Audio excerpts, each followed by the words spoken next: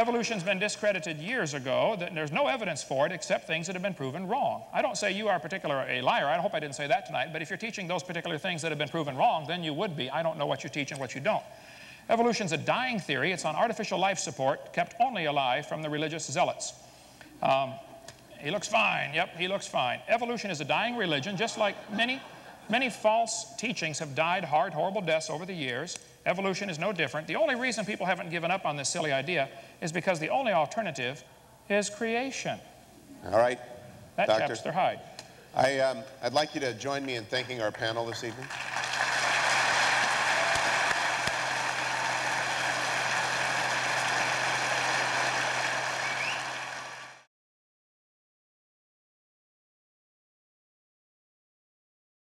Heresy if I said God was diminished in some way by what he did.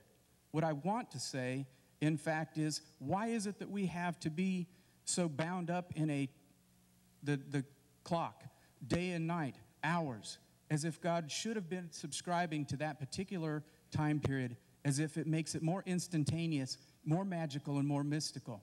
When I think we can say whether he took it in 10 billion years or whether he did it in 5 minutes, all of what we see around us is an incredibly wonderful creation and couldn't have come about one iota of it by chance.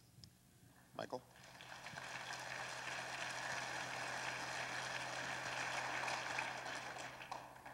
Michael Shermer? Me. Yep.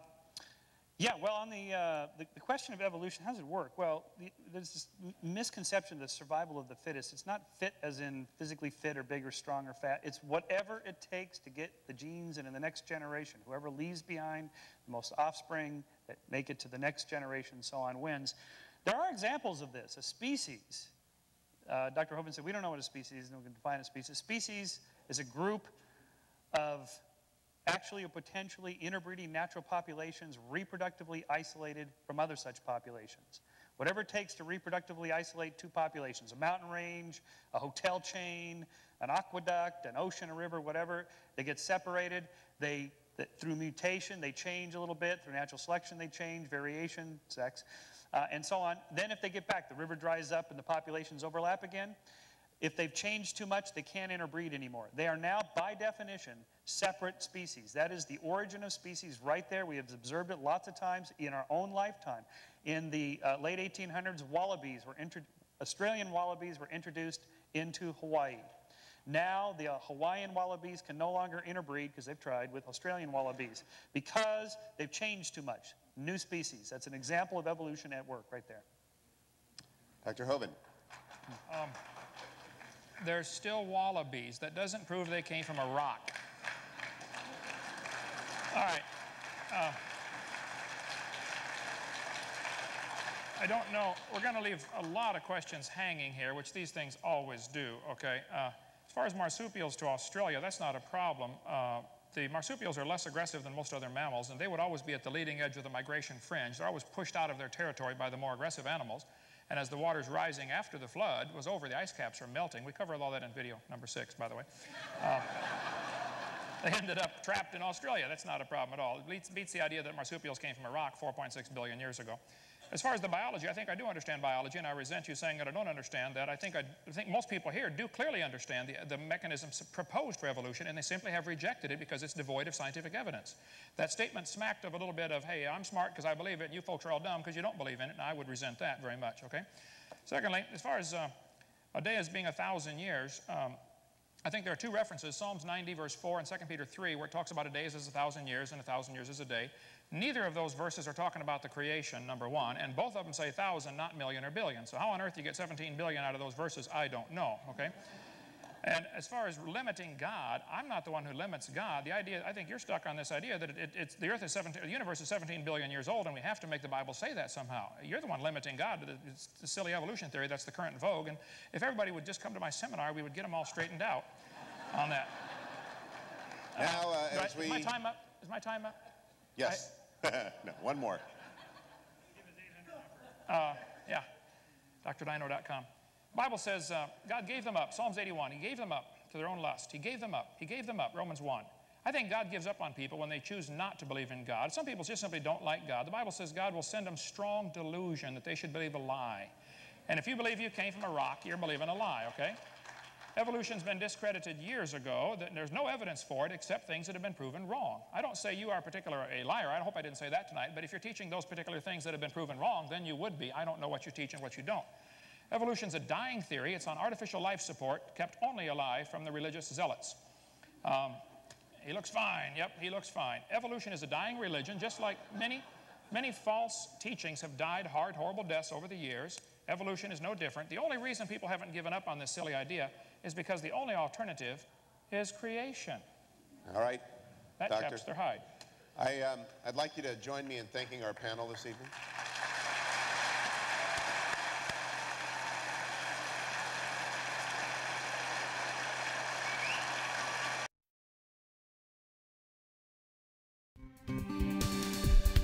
Do you want to know more about how to combat the godless theory of evolution? Creation Science Evangelism offers 4 great tools that help strengthen the faith of believers and win the lost to Christ. After 15 years of teaching high school science, Dr. Hovind began Creation Science Evangelism in 1989. We are a ministry that is dedicated to providing tools which will help you combat the evolution philosophy that is destroying the faith of millions every year. The first tool Creation Science offers is their powerful, life-changing video series. Over the last 12 years, well over 1 million videotapes of Dr. Hovind's seminar have circled the globe.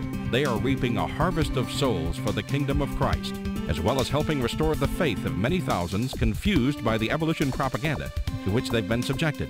These videos are available in English, Russian, French, Spanish, Japanese, and sign language. The Age of the Earth, first of the 7-part series, teaches that God created the universe about 6,000 years ago in 6 literal days.